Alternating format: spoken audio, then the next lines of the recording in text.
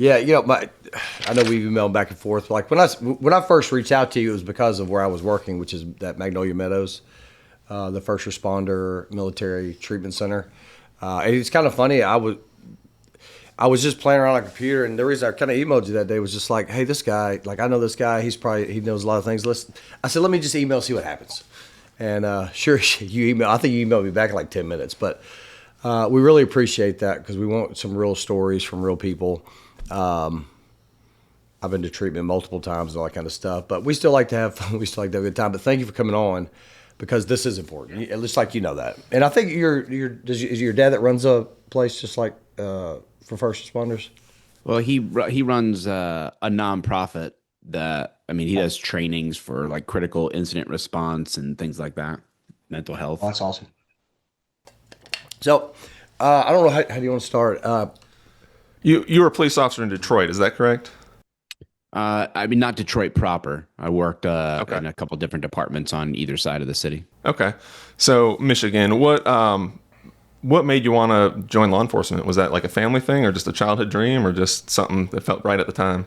Well, I mean, I think being a cop was always one of those things, I think when I was young, it was like garbage man, Major League Baseball player, or cop, like so I Yeah. don't know why. I don't know why the garbage man made it in there, but I always thought that'd be kind of a cool job. I don't know, but I never did that. Maybe there's still time. I don't know. But Yeah, right. yeah, it was always one of those cool things. My dad was a dispatcher in Champaign, Urbana for fire department. And, I had an uncle that was in reserve policing.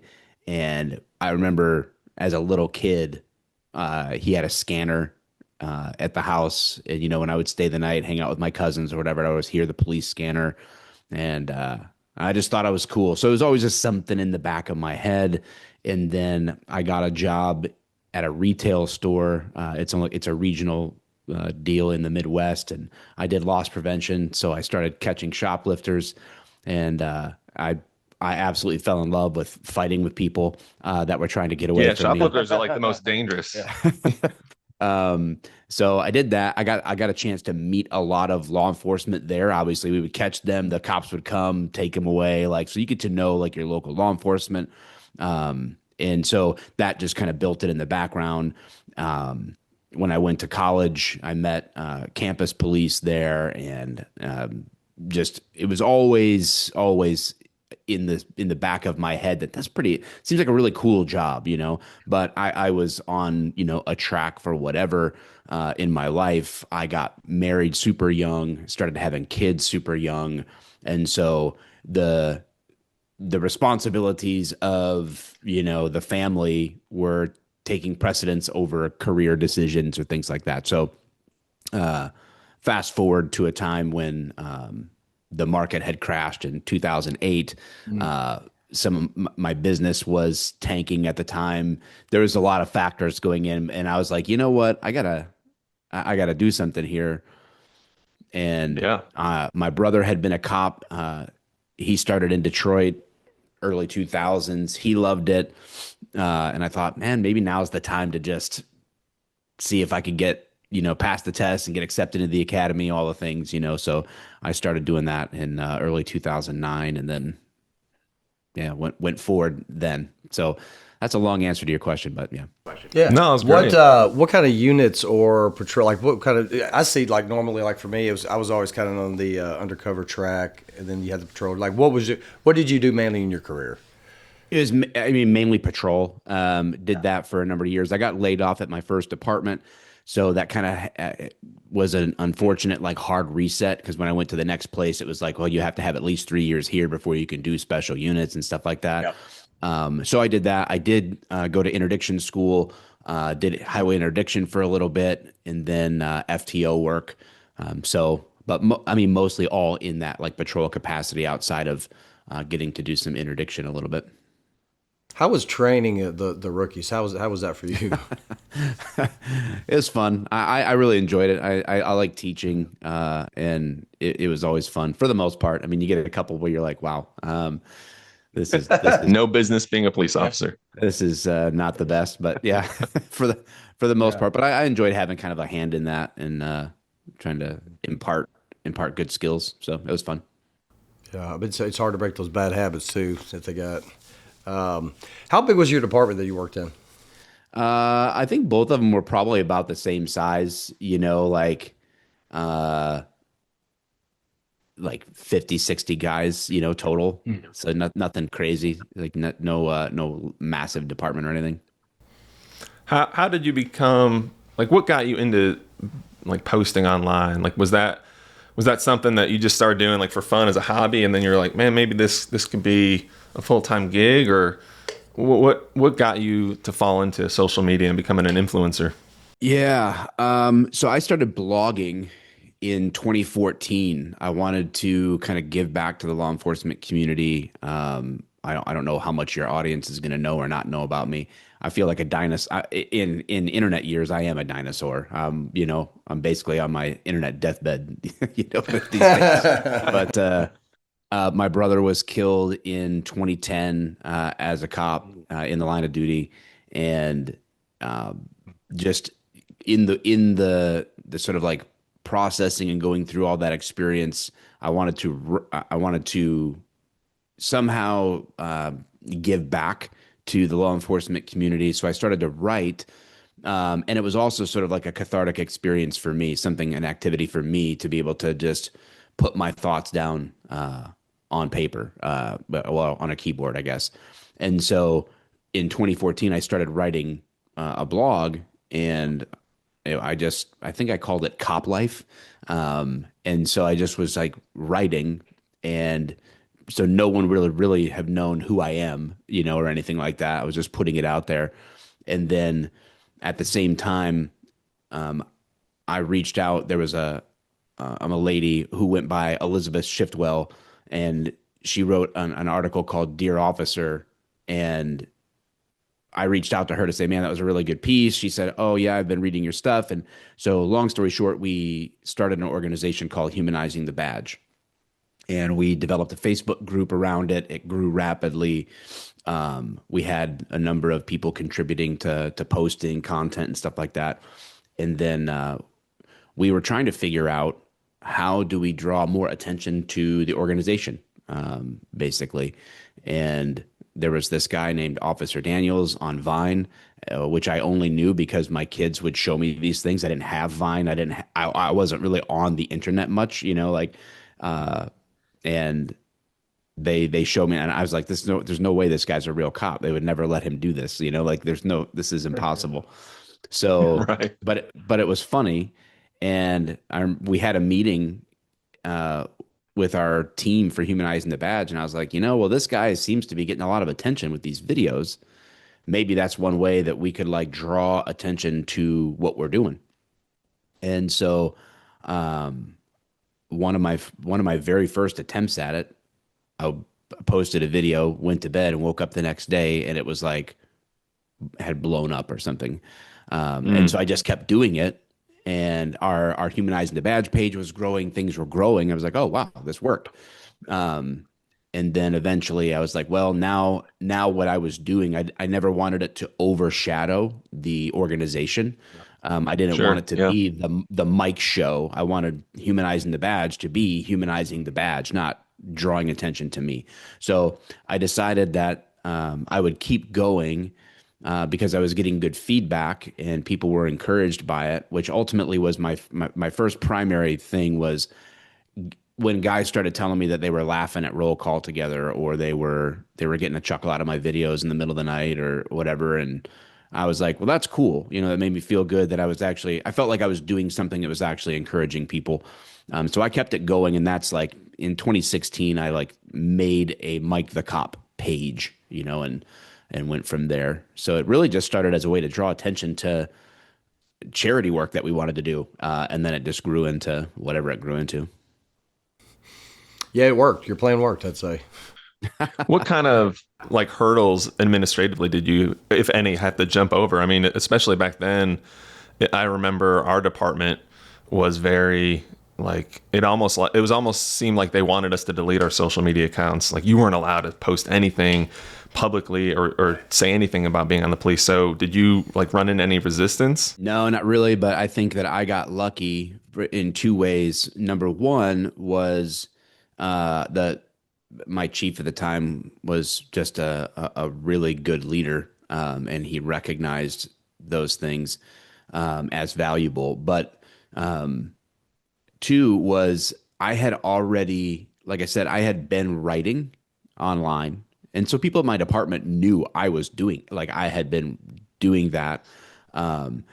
So they saw, and then they saw the starting of the Humanizing the Badge organization. They saw us doing events. And I think from the top down, from their perspective, they saw that this wasn't just me trying to, I don't know, a smoke and joke on the internet for my own selfish reasons, I guess.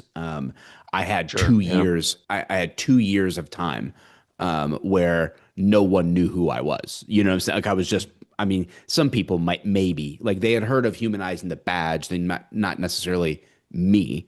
And so I think that they saw my heart was, I guess, authentic in that, and so they gave me a lot of slack in the line. To say, well, let's see. Our social media policy was super sort of vague. Basically, you can't paint law enforcement or the department in negative light. That was like basically the rule. And so I didn't. And then I started hanging out in the schools, trying to, meet kids, have an understanding of this world of social media. And I started posting more in that regard. And then the chief stopped me in the hallway one day and was like, hey, this one particular video, whatever he was referencing. And I was like, uh-oh, here it is. Like, Here it goes. Yep. It was a good run. yeah, he said like my kids, they were like junior high age at the time. My kids were laughing in the other room. And I went in there and they said, Dad, look at this guy, this cop. And they didn't know me, of course. And he's like, hey, that's Mike. I know that guy, like this is what he's doing. Like, and so he told me, he's like, whatever it is that you're doing, if you're getting my kids to be engaged and watch that kind of content, then keep going. So I was just fortunate, and it wasn't always like that because there was some administrative changes later on where I did start to sense from like City Hall and things that there was some writing on the wall that it would have come to an end, but I was already kind of on my way out at that point from there. Well, that sounds great that your administration was so forward thinking.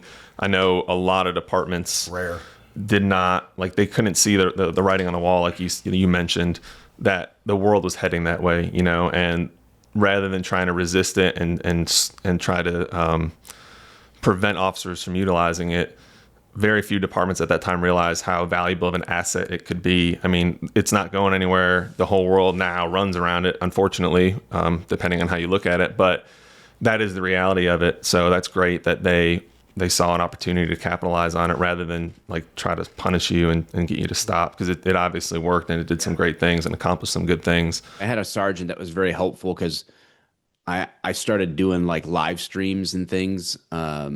It was called Periscope, which Twitter ended up buying and whatever else. Yeah, I remember that. We would hump our calls. We started at 7 at night. Things would start to slow down at 3:30 in the morning or whatever. It starts to get a little bit slower, and that's when we would like write all our reports. And so me and my partner always had I drive, you write. We would switch whatever our preference was, and so most of the time I drove and most of the time he wrote our reports. And so we would be sitting there for a while he's, going back over all our calls to write the reports. And I would just put this phone up and start talking about our calls for the night, stuff like that. But I had a sergeant, like the first night I did it, he's like, hey, punch out for lunch on when you're doing that. Like, just make sure that you're covering all your bases. Like, do not, get yourself jammed up because this is a good thing. Don't ruin it. So I even had guys, giving me good advice in the department. Like, oh yeah, I never really thought about that. Like, I mean, I'm going to sit here anyway. It really doesn't make a difference. He's like, but if anybody ever came back to criticize, you got yourself covered. Use your union break times when you're sitting there if you're going to go online, that kind of a thing. So I had great support, and I'm sure people made fun of me or hated me behind my back at some point, but nobody ever really got in my way. Well, I've certainly seen your stuff for a long time, and I actually, it's funny. I showed my kids some of your stuff. I said, I'm going to interview this guy, for the podcast. They're like, you're going to interview that guy? I'm like, yeah.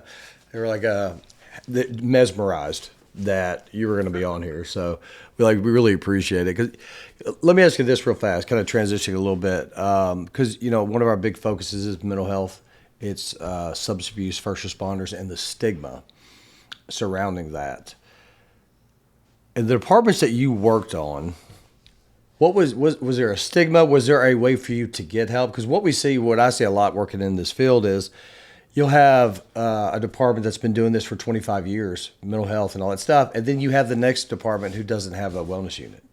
What's your experience wrapped around mental health and substance abuse, like with your departments? Yeah, I mean, I think we had again, we had really great leadership at the top. I really can't praise them enough. When we did have situations arise where officers were going through some things, rather than jam them up, even in one instance, that same chief who gave me plenty of slack in the line for what I was doing pulled me aside and says, "Hey, we need to get a hold of, Officer so and so. We've got issues here," and it was related to, you know, off-duty behavior connected to duty stresses, or whatever. And hey, let's go reach out to this guy. We're not trying to make this official. We're trying to help this guy out. You know what I'm saying? So I think that there's again at that particular department is great. Later on in administrative changes that were taking place, it didn't seem like it was going to keep being as awesome, but yeah, in that regard, I mean, the psychiatrist they sent us to was a freaking wacko, but I don't know how much of a help or hurt he was. Nobody ever wanted to go talk to him. It's kind of like he's just a weird dude. So it's hard for guys to do that. One thing that we really didn't lean into was we didn't really lean into like the chaplain programs or things like that that maybe some of the departments are now. Like my dad is actually one of the chaplains for the department I used to work at before, and he's been called in a few times on things there. But in my time there, like even in the most traumatic of incidents, one major incident that we responded to, we met in the firehouse, myself and a couple other cops that responded and some of the firefighters that were there. Our lieutenant sat us down in a circle and was like, "Does anybody need to talk?"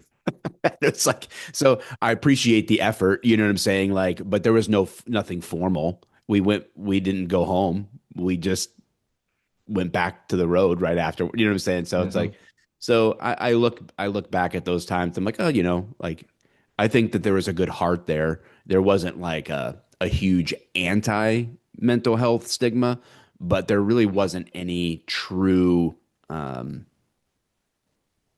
real clear process for it.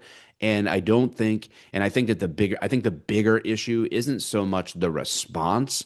I think that's a piece of it, but I think it's the resilience. I think it's like actually building in resilience into potential officers starting in the academy all the way through, giving people resources on how to actually navigate what you're about to step into, and then walk with them along the way through it versus just waiting to see who's going to struggle and who's not, and then try to like push them into, whatever system you have for a response. Yeah. I think, I've talked to guys who I've asked, like, how many times have you almost asked for help? And it's unbelievable, right? So I do think, to your point, like there's some places the stigma's not there, some places they are, So I went, 2014, and when I came back, the things that happened to me when I came back from treatment are not what they happened, are not happening now. The departments, at least like Nashville, are learning, from previous cases. So it's a different it's a different feel, but I still do think that like for me, the help was there. I was just afraid to ask. I didn't want to ask because I didn't want to be seen as weak or all that kind of stuff. And so I think you're right when it comes to like the generations that are coming on now are not our generation. It's a different field. So if we catch them in the academy, we might start changing some of this stuff. And making it. We talked about it the other day, but making it normal to not be okay. And getting the help because when I actually started getting the help I needed, I got better really quick.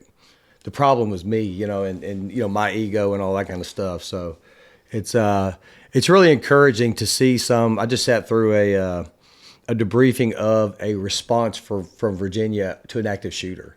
And so all these wellness people came together and actually discussed how they handled it. And it was actually, for me, doing this a long time ago, it was very refreshing to see how normal it was. So, yeah. You mentioned how the department was, they had the best intentions, everyone meant well, but, obviously asking in a group setting, you're probably not going to get too many people that raise their hand and be like, yeah, I want to talk about my feelings. So that's one thing. We just had a guest last week who is a counselor for a major department, and that's one of the things he talked about was being proactive as opposed to reactive. And one of the things they do is they're trying to start doing wellness checks for more and more officers. So rather than waiting for the critical incident debrief when you don't even have possibly enough manpower to give every single individual the attention they deserve who was affected by that critical incident, and then just throwing them in a room and like basically like what you just said, asking, hey, does anyone, need help? Here are some signs that you need to look for, and then call us if you need us. They're doing, like annual check-ins with people. And I think that goes leaps and bounds. So one thing I wanted to ask you during your career, after the things you saw, did you experience any, did you start having trouble with sleep, empathy, patience, any difficulty with your relationships? Did you go through any of those like typical effects from what do he call it, cumulative trauma exposure? And was there a specific call that you could point some of those, maybe those symptoms to that you experienced? I mean, I can think of a number of crazy, calls or intense moments and different things like that through my career. For me, no, I never ended up feeling like there was a point at which I was losing control of myself or feeling out of control or needing a different outlet than I had, but I had the outlet of my faith and was very connected into the life of my church. So for me, again, I think like there's a difference between responding and being resilient or being able to respond appropriately as you go versus like just after the fact. And so for me, I had outlets. I had a means of processing that in my life that I think was healthy. And so I never got to a place to where, I was turning to something else constantly all the time in order to whether that was to numb the reality of kind of like circumstances that I found myself in, calls, that kind of thing. So yeah, I mean, and again, that same chief, I was already in my career when I changed to that department, but he said you got to watch out for the 3 B's. Boats, which by that he meant like trying to just like entertain yourself to death or spend money on something.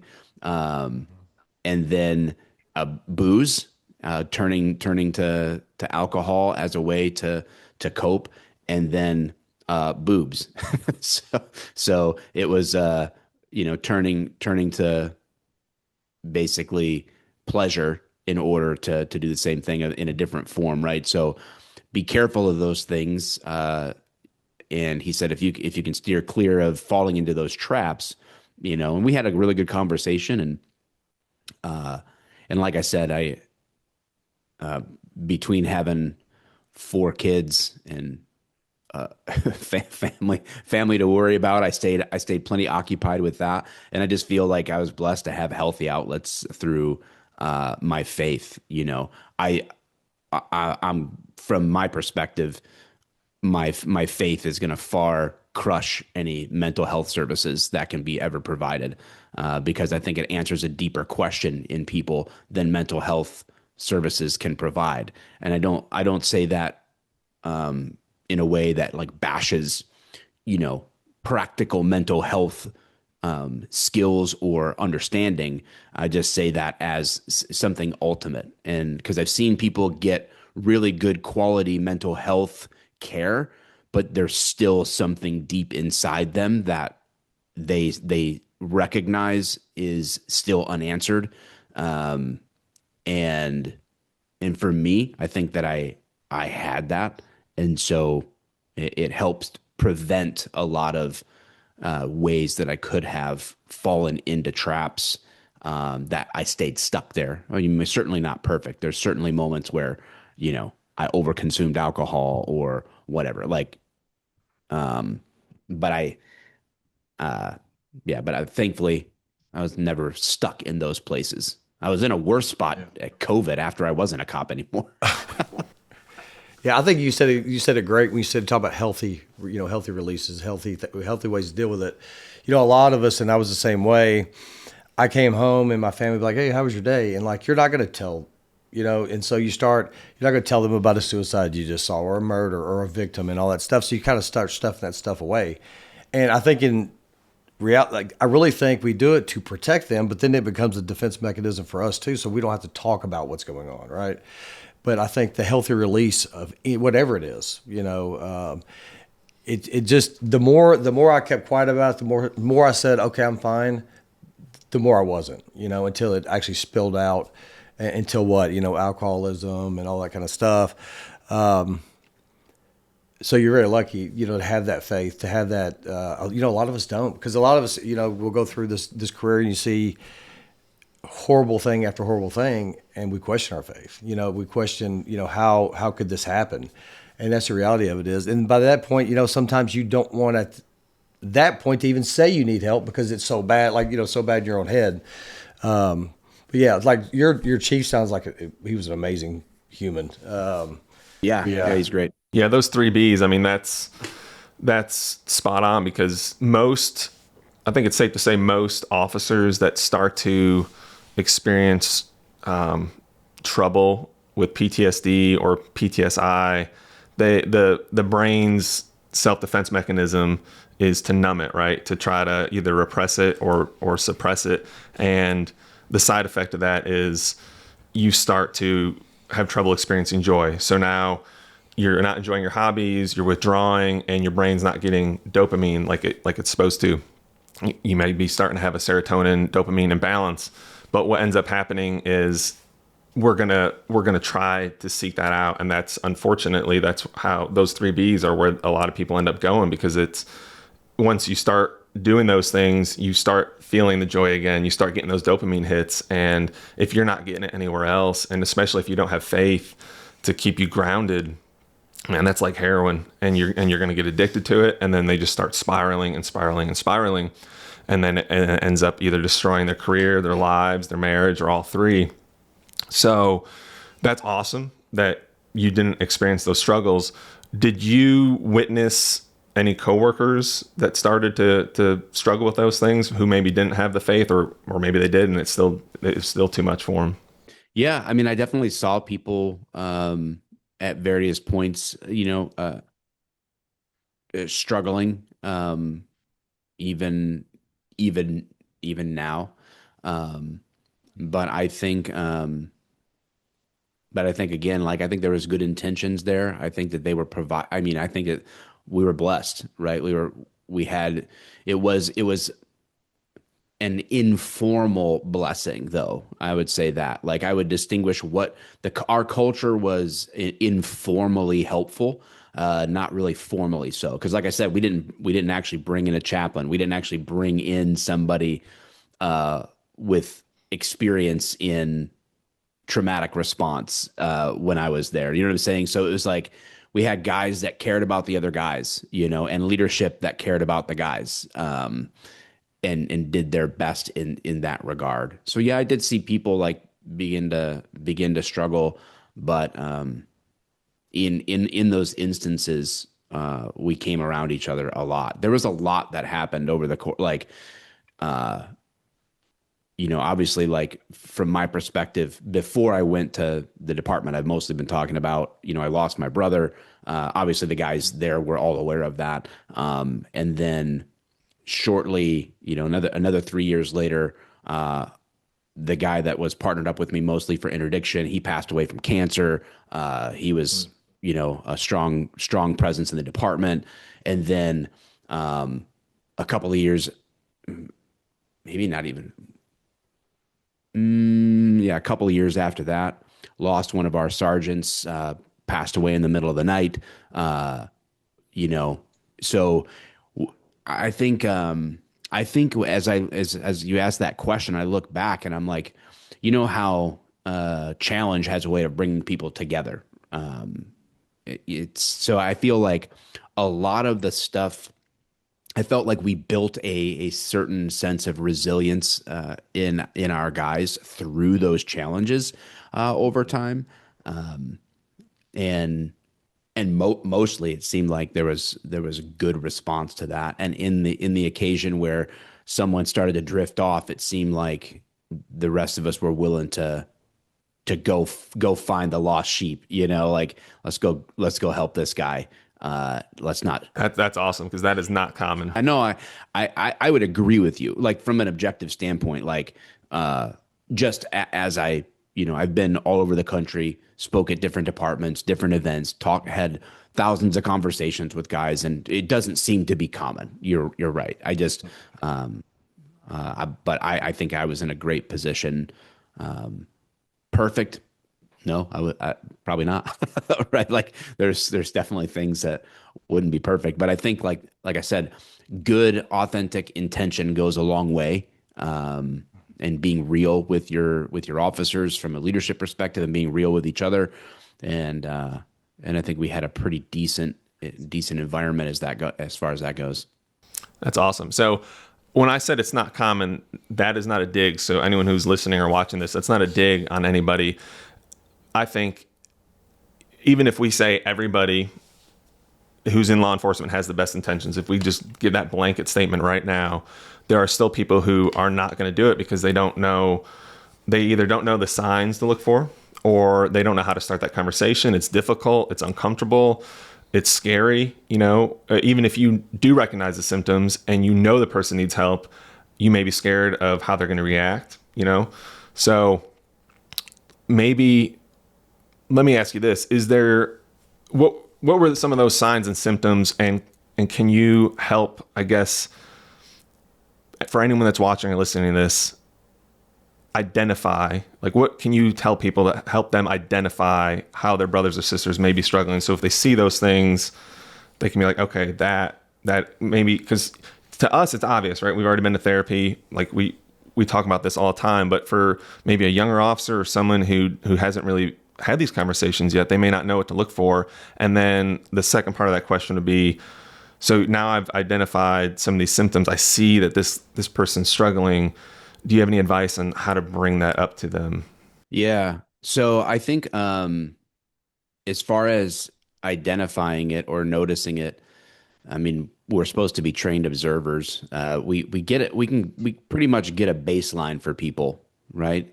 Give it a few weeks on shift with people, and you pretty much get your baseline for the most part on the people that you're working with. Maybe you would have no idea if someone was on a totally different shift or platoon or however people describe it, whatever, and they come over, maybe you have no concept of if they're having a good day or a bad day. But for the most part, the guys that you work with, you establish a pretty decent baseline pretty quickly. Mm-hmm. And so anything that deviates from that is a potential warning sign, right, on the dash. It's like if they're withdrawing, if they're becoming less involved, less engaged, that's fine. But then also in the other direction, if they're if they're being overly enthusiastic, overly engaged. Oh, it could go in either way off of that baseline, but that should be at least an indicator like, that's different. That's something's different right now off of the norm from this person. So I think that's like a good frontline indicator that we all kind of intuitively, I think, can kind of understand in terms of that. And then I think just if you recognize it, if you got the guts, then you just have the conversation. You just pull them aside and say, "Hey, I noticed XYZ. Seems out of the ordinary for you. What's going on?"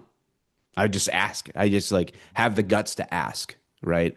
And people are like, "Well, I don't want to seem this. I don't want to seem that." Like, you know, I like, do you go into a house that's dark that somebody broke into to check it out? Like, man up. Like, it's like you're going in to deal with a situation and try to rectify it with a good ending. This is what you're trying to do, and you're just doing it with a person. So man up and just do it. Like, get yourself in the game, and you're willing to go save a stranger, so save your partner. You know what I'm saying? Like, consider this your responsibility. If you view it your responsibility to go out and put this uniform on and put your life at risk for complete randos, well, man up and do it with the people that sit next to you at roll call. Like, have the conversation. That's what it takes. That's a great point. Yeah, I've given some talks, and I'll say, when that officer's in trouble, when the fight's on, what will you do to get to that person? And the answer is always anything I can. And I'm like, okay, how many people would say something to their partner who think they're drinking too much? And it's like dead silence. As much as we want to blame the administration, they're doing this or they're doing that, I think a lot of it we do it to ourselves. We're not sure. What we do instead, we look at that person who's drinking too much and we make excuses for him. He's going through a bad time. It's and all that stuff until he's gone. And people excused mine for years. Knowing full well I was an alcoholic, but they didn't want to say anything, and that stuff's not, and we've got to be real about it. That's not the administration. That's us. That is us not wanting to ask for help or not know how to help or not wanting to seem weak. That's what a lot of it is for us, I think. Well, among cops too is, there's a subtle sneaking in of a cultural phenomena that's a problem, which is victim culture. And it's like the more problems you have, the more of a hero culture makes you. So if you're a one-eyed Asian dude with a missing leg in a wheelchair that's dyslexic, and you're married to a lesbian black chick, everything's you're just the pinnacle of humanity, because you got so many strikes against you or whatever. It's like it's asinine, but sometimes that concept in a twisted kind of perverted way sinks into the minds of people, and like, no one understands me. I'm like, I've got all these problems going on, and that victim mentality builds inside of you, and then it leads to shutting down and all these other things because no one could possibly understand what I'm going through, which is objectively an ignorant thing to say in a room full of other cops who just have seen all the same exact things you have. You're like, so this sounds harsh, but I've literally told this to people to their face going through terrible things. You're not special, right? Like, you're not a shooting star. You're not a snowflake. Get over yourself, right? Like, right. You're not special. I'm not special. We're in this together, right? Like, so you want to deal with this or not? Do you want to stay a victim, or do you want a way out?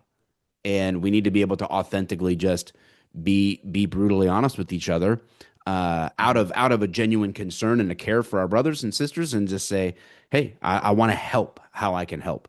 And sometimes the best help is just making them like stare in the mirror for a second, instead of distract themselves away from it and like face what they're actually going through. I think it's fair to say that victim mentality is not just specific to police. I think that's unfortunately like a cultural problem we have right now, because I see it with kids, and just when my kids come home from school and they talk about their friends and the things that they talk about at school, it's just very obvious that it's almost glorified to be a victim. But the flip side of that, I think too, is you've got some people who may be aware of that. Like I know I am, right? And you are. So if I'm aware of this cultural problem that I'll call it a problem, I think it's an issue. I could now be hesitant to seek help because I don't want to perpetuate that I'm a victim mentality. And that's unfortunate because I don't like to use that word victim. You're not a victim if you're struggling from the things you've seen at work. Like that's just the toll that it takes on your body and your brain when you see terrible shit over and over again, or you experience a life and death situation. So people I think they pervert it in their own mind, and they're so resistant and afraid to get help because they don't want to give in to that culture that they despise. Like I'm not a victim. I don't want to glorify that. And I wish people who think that way could be self-aware enough to realize that's what they're doing and then say, hey, this is different. Like this isn't me asking for attention. This is me asking for help before I fucking lose my life or I lose my job or I lose my family. And it's going to take being brave and asking for that help and acknowledging the fact that I am having these struggles. Yeah. So I think like that's a great point. And that's one of the things we have to confront for people, which is you're not a victim. You're a participant in this frontline battle for humanity in your community. You're not a victim. That's a great way to put it. No one's doing these things to you, right? So like if someone is a victim of a crime, well then they have been victimized. Cops aren't being victimized. They're battling the evil things in society. So they're a participant. They're not a victim. So you can walk in confidence and intelligence with that, and be equipped for the battle and be healthy about that, or you can stay keeping that. That's why I say it gets smuggled in, that victim mentality. Like I'm a victim because of what I've seen or what I've experienced. No, you're not a victim. You're a participant. You're there. You're there when it's happening. You're responding to it. This is your job, to be there in the face of all sorts of violations and victimhood happening, right? You're standing in between violators and victims. So but you're doing it on purpose. It's not happening to you. You're there. This is your job, right? You're there. So you need to understand how to walk in that, properly equipped, building resilience, responding well, without making yourself a victim, right? With being able to walk as a victor, right? To keep it sounding cool, right? From victim to victor, So that's I guess a good point. You don't have to sit there and treat yourself that way. That's becoming what you despise in the culture, and that's helpful. It's like to point that out to people. That's why I say like you got to like grab people by the head and make them look in the mirror and say like, who are you? Yes. Right? Like, who are you? What are you doing here? Right? Let's snap back into reality, and let's not be victims of our job. Let's take some ownership here and responsibility, self-responsibility, and let's take some steps to be bold at being honest about what we're experiencing, what we're seeing, what we're doing, all these things, and then let's put them in their proper place. Let's own this instead of being owned by it. One thing that I learned, so like when I went to treatment the first time, it was still, I was at a point where, okay, I don't want anybody to know this, blah, blah, blah. And it goes back to, feeling weak and stuff like that. And so when I cut my cell phone on back after treatment, I started getting phone calls, but it wasn't it's like, hey man, tell me about that place you went to, And so the direct opposite of what I thought was going to happen happened, and it's, now they can ask those questions. Now they could, kind of check out, what was really going on, like, what they really need and how it is, And that was really encouraging, to see that, because, we all have the departments where the guy like my dad, he was a detective 33 years. 3 years after retirement, he's gone, alcoholism. A lot of those guys, especially that generation, the ones who have retired, last 10 years, they've never gotten any kind of help. That wasn't the thing then, But yeah, it's kind of, we have to realize that, and I think Steve probably has the same thing, people reaching out to you, is that, I'm very open about my story. I share it at whatever. And people are like, that's, why do you do that? I'm like, well, my son asked me, why do you share your story? I says, because if I don't, we waste everything we went through. These guys, it's really encouraging for someone to say, yeah, I was on this department. Yeah, I went through the same thing. This is how I got better, and this is my life now. And I think if a lot more of us were actually open and honest about that, it would be a big, it'd be a big Oh, well, piece of the pie. it takes the power away from the outside circumstances. When you own it and you name it, Yep. and you're open about it, it takes all the power away. It takes the power away from anybody who would shame you over it. It takes the power away from the thing itself when you're not hiding, to bring something from darkness into light takes the power away from the darkness. It's like it exposes it, and what needs to be fixed can be fixed. It can't be fixed in the dark. So Very, very well put. it's shame is the result of trying to hide our wrongdoing, hide things that we've done that we don't want people to know about. We hide it because that's the natural human response to feeling shame for something that they've done or that they're doing or that they're a victim of, right? Like however their perspective is, and the only way to fix it is grace. Someone else from the outside, you have to be able to admit, like, I can't do this on my own. If I could do it on my own, I would have already done it. And, to be able to say that is to be obviously vulnerable. But what that does is it takes the, so what are you going to do? What are you going to do now that I've put this out here? Hold it over my head? You can't. I put it out there. You can't hold it over me, so what now? There's only one way out, and that's forward. Because now you kind of take out a lot of the teeth of those problems, whether it's alcoholism, the abuse of any substance, or the dopamine addiction to X, Y, or Z. It kind of takes the teeth out of that, because now you can see something on the other side when everything's kind of laid out in plain sight. Yeah, and I think once guys realize, you're not bad trying to get good, you're sick trying to get better. There's a big difference in that, right? And yeah, I've worked with people and been around people like where their family's like, how do we get them better? Well, they don't think they have a problem. Until they think they're a problem, there's nothing to fix, And I think a big part of that is us. I always knew I was a problem. I always knew I was an alcoholic. I always knew.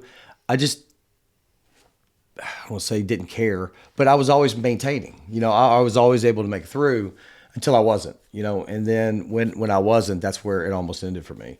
But thank God we have we had a department, still have a department that has a wellness unit. And at that point, I went in there and I said, I don't care about my job. I want to get better. Now that started the whole story, and that started the healing. And some departments unfortunately don't have that. Still to this day, I know departments who don't have wellness units. So it's a little bit more difficult and tricky to try to get those guys some help. Yeah, for sure. Mike, it sounds like you went through an incredible amount of loss in a very short amount of time. And then you leave the department, you leave law enforcement. How did that take a toll on your identity? And obviously you landed on your feet. I think that's a big struggle a lot of people have, especially, people like most police officers, I think, are type A personalities, and they get very invested in their job. It doesn't matter if you're a school resource officer, patrol, canine. I think everybody has pride in what they do, and it becomes part of them. So did you struggle with that? And then since you did make it through, what advice could you give people who are either planning to retire soon, or maybe their career that chapter closes sooner than they expected? Yeah. Well, I mean, I would suggest not making this your identity. Ironic that online, it's like, I've said that before and people push back, be like, your literal internet name is Mike the Cop, you know? I'm like, yeah, I get it, but I'm like, I didn't choose that because I'm a genius. I just I'm not very creative, you know. It's like, and Meta won't let me change it. I tried to just change it back to I'm just Mike or something, like I don't, but it won't let me change it. I fought with them for years over this. Uh, so I'm not trying to keep that my identity even really. I'm just like I am who I am. So for me, I think the thing that I'm blessed in is that I'm not I didn't come into the career when I became a cop. I was 33. I had been a dad for, you know, 12 years to my oldest. I had been, I had a family. I had jobs. I had owned a business. Like I didn't come into law enforcement as like my first job. And all of a sudden, like this is my whole world. I loved being a cop. I am proud of how I conducted myself, what I did, what was accomplished in that, how I've been able to serve, the broader law enforcement community in the process. Like I love that, I have nothing but good things to say in that regard. But it wasn't my identity, you know. And so I had no problem leaving because I I didn't I didn't need policing to be my identity when I started it, and I didn't need it to stay there when it ended. Like I look at that, and I look at it kind of like, if someone, I never served in the military, but you hold on to the pride that you had like from that service. But I just don't let it continue to define everything about me. So I think that that's really important. And I know that they actually tried to kind of tell us that in the academy, like you need friends that aren't in law enforcement. You need to kind of like whatever. But then it is hard to do that. But I did jujitsu as a way that I stayed in contact with a lot of non-law enforcement people over something that I could actually enjoy. And then I would say you need to make a plan for your exit. It's not a matter of when your career or if your career is going to end, right? It's when. How much do you want that to be on your terms, whether that's at retirement or before typical retirement age or whatever. You never know. You're one call away from an injury or a moment that's going to take this away from you. Are you ready for that? And I don't think a lot of guys, especially younger guys, they don't see the potential downsides. They just all they see is run and gun and go to the end. And their 25-year-old selves can't understand their 45-year-old selves. And so be ready, have a plan, and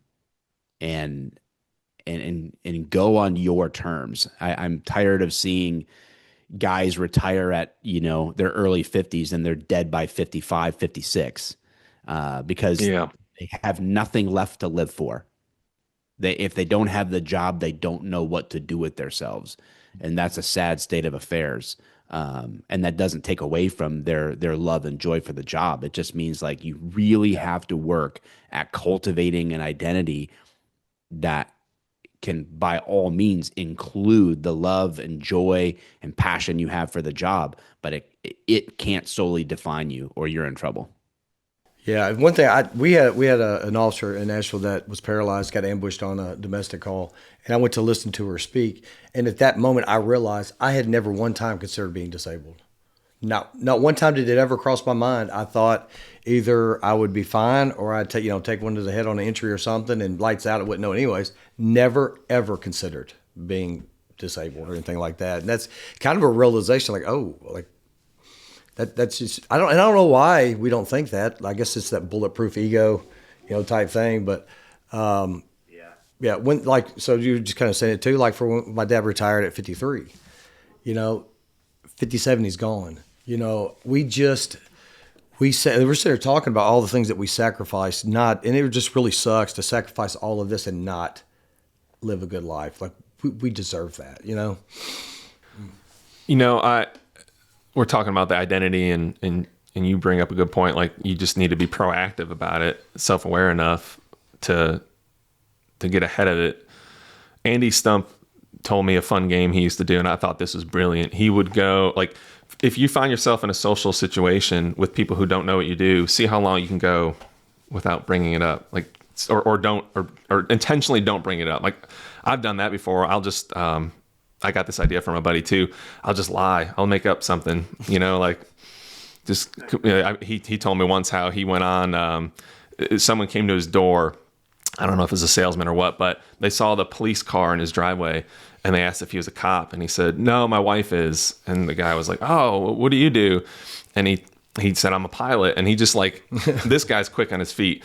Because there was a follow-up question after follow-up question, and he just kept going and running with it. But I think you really bring up a good point. You can't wait until you're about to get out or wait till retirement to then start figuring out, well, what else is my identity? You need to start doing it on the front end. And some people are going to be blessed like you. They're already established when they join the police department. But for me, I got out of I went straight into the police academy right out of grad school. So my identity outside of being a police officer was a college student. So that's my brain hadn't even fully developed yet. It's almost the same thing. Almost the same thing. So it was an integral part of my identity for sure. Mm-hmm. Let me ask you this: what reoccurring mental health themes do you think, or themes do you keep hearing about that you don't think administrations across the country are addressing or acknowledging? I don't know that I would be able to articulate something in terms of like a particular issue. I would say that the challenge between administrative perspective and frontline perspective of officers is always going to come down to the fear that an officer is going to have that if they bring something to admin, they're going to lose their job, right? Or they're not going to be able to do that job. And admin's responsibility that they have bearing making liability decisions as to whether or not that's going to be the case or not, right? It's always the perennial issue. And it's one of the things that I think does keep a lot of guys from coming forward who may otherwise come forward because they feel they're having to make a choice between their job and provision for their family, being a leader, or losing everything in their mind, right? And they're faced with that choice. And so I don't know that I have some fantastic silver bullet to fix that, because there is a reality about liability, I suppose, right? Like, someone who's hammered shouldn't be carrying a gun, right? Like it's like that's a true thing. But does the fact that someone who is forthright about that struggle mean that their career should be ended? Is there a path, right? So I would just say, like, departments need to make the pathways clear, right? Like, if you're struggling, here's a pathway, and that doesn't automatically result in separation or termination or whatever else, right? Like, making the options clear, so that those doors seem more plausible to walk through for guys. Mm-hmm. Yeah, and I'm saying actually Dallas Fort Worth just did that. It's more, they call it like this, like the Amnesty Project, where they're saying if you need help for substance abuse, alcohol, whatever it is, come in and you're going to be fine. But they lay out exactly what has to occur, and I think that's a big part of people stepping forward. I think is having that clear path to say, okay, I'm going to ask for this help. I'm not going to get fired as soon as I ask for it, because that is a big concern for a lot of guys, obviously. Or you could just get that place where it's like, I don't care about anything but getting better, But I do think policies like that and what you're talking about will save officers. It'll save lives. Mike, I know we're getting short on time. Were there any topics you wanted to talk about today, or any questions for us? No, I'm just here to serve, show up, and then help however I can by answering questions and all that. I continue to. I don't even know what I am to the law enforcement community anymore these days, other than like, my path out was sort of like entrepreneurship, which was really me just kind of picking up a ball that I had been holding before I was in law enforcement. So it's kind of like rediscovering my abilities and passion for that. And so yeah, I mean, uh, for me, if I can help serve guys that are, most of my conversations these days are about guys for whatever reason. Sometimes those reasons vary, obviously, but guys wanting to transition out. I Mhm. love having those conversations, not because we don't need cops or we don't need good cops, or not because I think there's people that should be cops for 25 years or 30 years or whatever else. But I think that there is a little bit of a stigma in the law enforcement community that if you leave at year 8 or 12 or 18, you're a quitter. You couldn't handle it. I mean, I've heard that. People have told me that, like, you're a quitter. You gave up, you couldn't handle it, whatever it is. It's Yeah. like and that's just a sign that that person's entire identity is wrapped up in only policing. Like, the only value you could have in life is being a cop. It's like, that's a wild thing to think. But so yeah, those kind of conversations and helping people give confidence and some skill set around that is something that I enjoy doing. So I mean, if I can serve anybody in your audience that hears this and they're thinking about that, I'm happy to have that conversation about what that was like for me or whatever else, making that transition out. Well, just thank you again for taking the time. Yeah. I mean, you're obviously a person who's been through a lot, who has a big audience, but you're still very grounded. I think you're like a typical police, fantastic sense of humor. I don't think people realize that about cops, how actually funny they really are. But That's you taking the time to get I on love here that. to answer I our, love I working as know. a cop and just laughing with my friends. Yeah. That's how I viewed is just I'm just going to laugh with my friends all night long. Mhm. It's some good stories, but no, just appreciate everything you do for awareness, everything just coming on the show, man. I really appreciate it. Yeah, appreciate you guys.